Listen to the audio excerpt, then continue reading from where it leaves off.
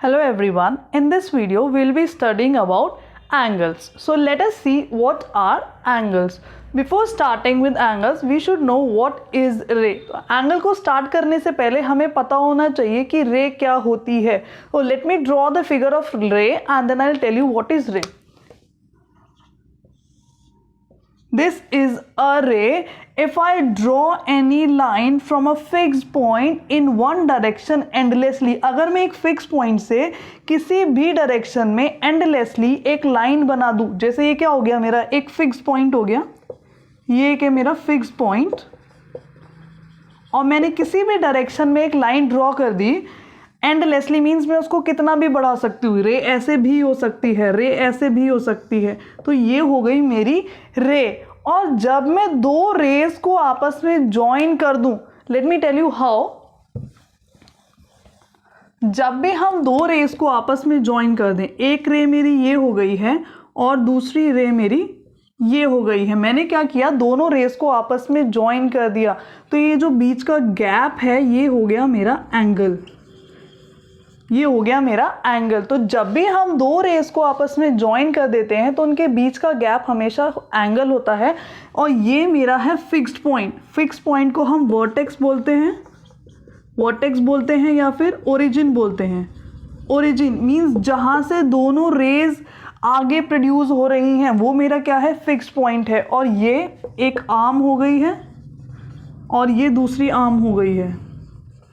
तो fix point से आगे की तरफ दो आर्म प्रोड्यूस हो रही है और दोनों आर्म्स के बीच का जो गैप है वो मेरा हो गया है angle. So this was about angles.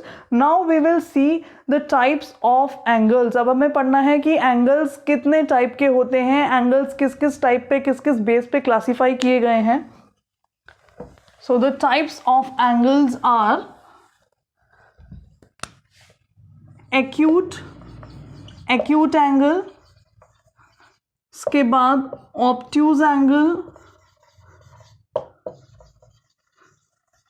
इसके बाद right angle, straight angle,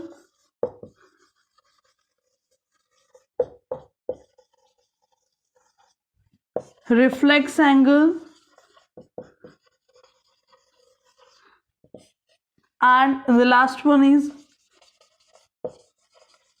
complete angle.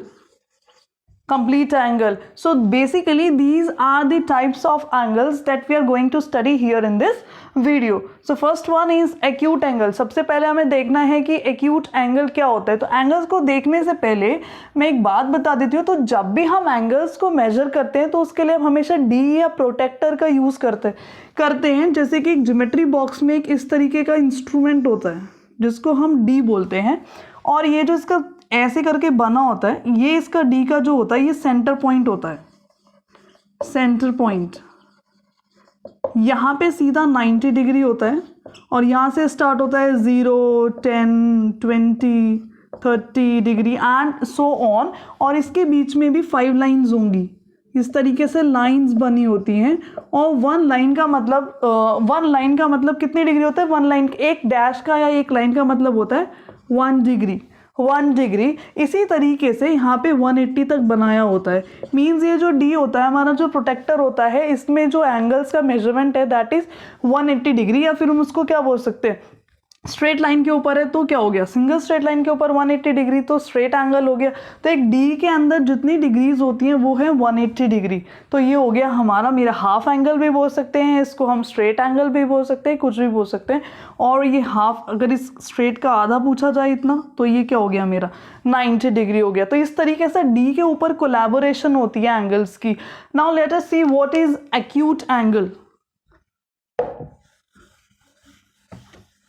Acute angle वो एंगल होता है जिसका मेजरमेंट 90 डिग्री से कम होता है. हम कह सकते हैं 0 से 90 के बीच में लाई करे. तो उसके पहले हम एक 90 डिग्री का एंगल देख लेते हैं जिसको हम बोलते हैं राइट एंगल. अगर मैं कोई भी दो लाइन ऐसे स्ट्रेट बना दूं, मीन्स इस लाइन एक लाइन ये हो गई, एक रे ये हो गई और एक रे ये हो गई, और ये दोनों रेज इस तरीके से एक दूसरे के ऊपर सीधी खड़ी हो जाएं. बिल्कुल सीधी मीन्स परपेंडिकुलर हो, एकदम स्ट्रेट लाइन होनी चाहिए. तो वो एंगल मेरा बन जाएगा कौन सा, राइट एंगल. ये कौन सा एंगल हो गया? Right angle. और राइट एंगल का मेजरमेंट हमेशा 90 डिग्री होता है। राइट एंगल का मेजरमेंट हमेशा 90 डिग्री होता है। ये इस तरीके से भी हो सकता है, ये एंगल इस तरीके से भी हो सकता है, ये भी एक राइट एंगल है, किसी भी तरीके से बना हो सकता है। ये ऐसे भी बना हो सकता है, इस तरीके से भी बना हो सकता है। ये भी क्या हो गया? एक राइट एंगल हो गया। तो जब भी दो रेज एक दूसरे के ऊपर बिल्कुल स्ट्रेट होंगी तो वो क्या हो जाता है? मेरा 90 डिग्री। और इस तरीके का साइन अगर कहीं भी बना हुआ दिखाई दे, ये स्क्वायर टाइप का साइन एंगल के अंदर, इट मीन्स वो राइट एंगल है, या हम उसको कह सकते हैं 90 डिग्री का एंगल है। तो ये जो स्पेस है दोनों रेज के बीच में, ये एंगल है, तो ये 90 डिग्री का एंगल हो गया। तो जब भी ये स्पेस कम होता चला जाए, 90 से कम होता चला जाए, 90 से कम होने का क्या मतलब हुआ? जैसे ये रे बनी हुई है यहाँ पर, ये जो रे थी अगर ये और इधर हो जाए, थोड़ा शिफ्ट हो जाए लाइक दिस, तो ये 90 से कम हो गई। ये जो इसका एंगल, ये जो बीच का स्पेस था दोनों रेस के बीच में, ये और भी कम हो गया। तो जब ये 90 से कम हो जाता है, 90 से कम मीन्स वो 89 भी हो सकता है, वो 0 भी हो सकता है, वो सॉरी 0 नहीं 50 भी हो सकता है, 20 भी हो सकता है। तो वो क्या हो जाएगा हमारा? वो अगर 90 से कम हो गया, 0 से ज़्यादा हुआ, 90 से कम हुआ, तो then it means that angle is acute angle. वो एंगल हो जाएगा मेरा एक्यूट एंगल। तो ये हो गया मेरा एक्यूट एंगल। एक्यूट एंगल कौन सा एंगल होता है? जो कि 90 डिग्री से कम होता है। नेक्स्ट आ गया मेरा ऑब्ट्यूज एंगल। ऑब्ट्यूज एंगल जो कि 90 से बड़ा हो और 180 से छोटा हो। 90 से बड़ा कैसे होगा? ये एक लाइन है मेरी, अगर मैं यहाँ पे सीधी लाइन ड्रॉ कर दूं ऐसे, तो ये तो 90 हो गई, लेकिन मुझे सीधी तो ड्रॉ नहीं करनी है। और सीधी से अगर मैं लाइन अपनी रे इधर कर दूं तो क्या हो जाएगा? वो एक्यूट हो जाएगा। पर मुझे कौन सा एंगल चाहिए? मुझे तो ऑब्ट्यूज एंगल चाहिए। तो obtuse angle is greater than what? Greater than 90 degree. तो जब 90 से बड़ा होगा तो ये जो दोनों रेस का गैप होगा तो और भी ज़्यादा इंक्रीज हो जाएगा। इंक्रीज होगा तो ये लाइन इधर की तरफ चली जाएगी।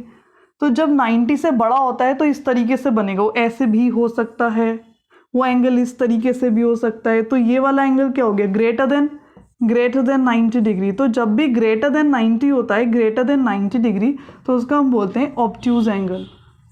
Obtuse angle. So this was about acute angle, obtuse angle and right angle. Next comes straight angle. Let us see what is straight angle. Straight angle. Straight angle is always on a straight line. हमेशा straight line के ऊपर होगा। जैसे हमारा D होता है तो straight angle ये एक पॉइंट है, ये दो, एक रे इधर हो गई और एक रे इधर हो गई है पॉइंट के।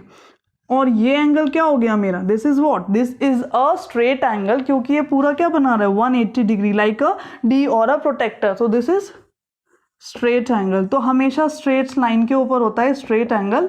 और स्ट्रेट एंगल का मेजरमेंट कितना होता है?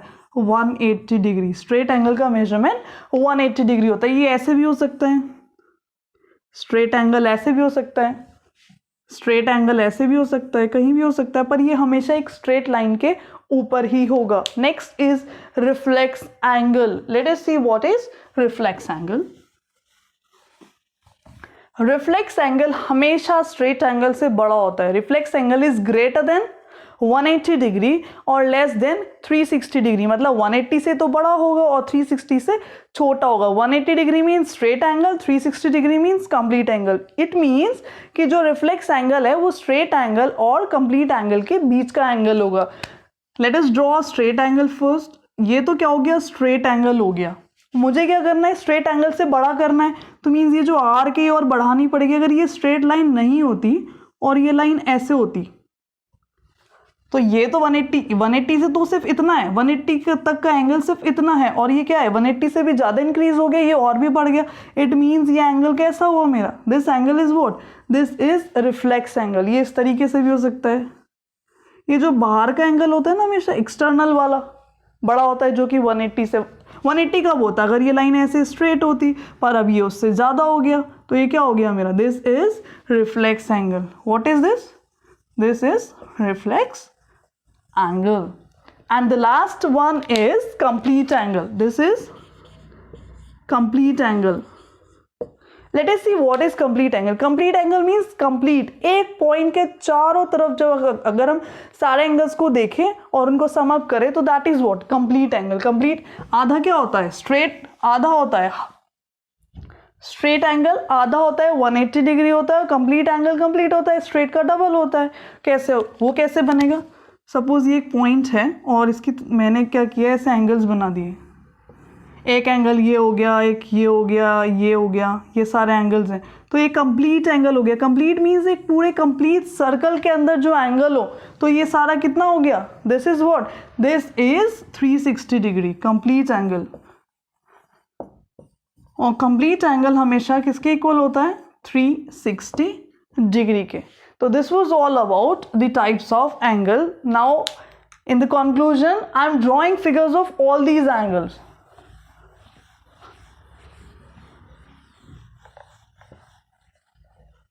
फर्स्ट वन वॉज, पहले वाला था एक्यूट एंगल। एक्यूट एंगल क्या होता है? 90 डिग्री से छोटा होता है। तो let us draw acute angle. ये 90 से छोटा हो गया है, हम इसको लिख सकते हैं acute less than 90 degree. Next was obtuse angle. Obtuse क्या होता है? ग्रेटर होता है 90 से। एक रे ये हो गई, एक रे ये हो गई, ये क्या हो गया? ऑब्ट्यूज। ऑब्ट्यूज किसके बीच में लाई करता है? 90 से तो बड़ा होता है और 180 से छोटा होता है। Next is right angle.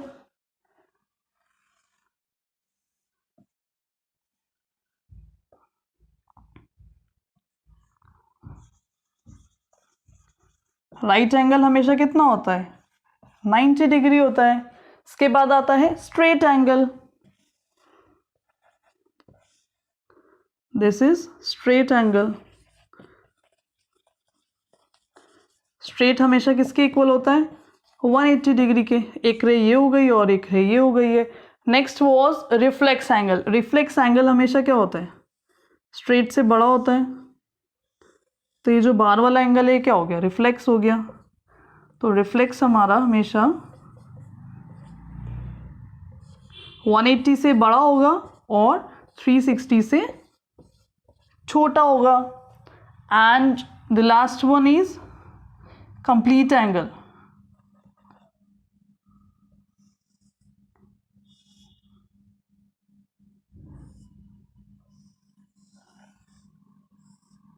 All this is what?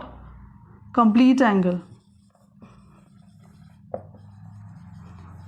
और we can write it as, हम इसको ऐसे भी बना सकते हैं, इट इज़ आवर चॉइस। ये सारे एंगल्स मिला के क्या बन रहे हैं? Complete angle. या फिर मैं इसको ऐसे भी बना सकती हूँ,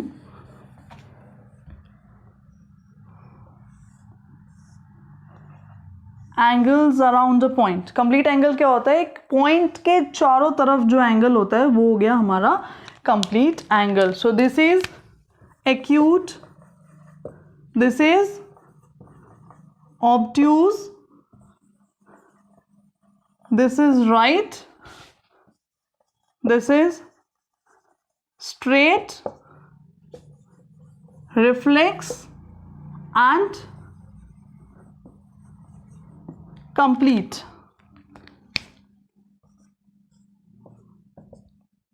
This is how we can draw all these types of angles. Now it is very easy for each one of us to understand. So this was all about angles and the classification of angles. Thank you.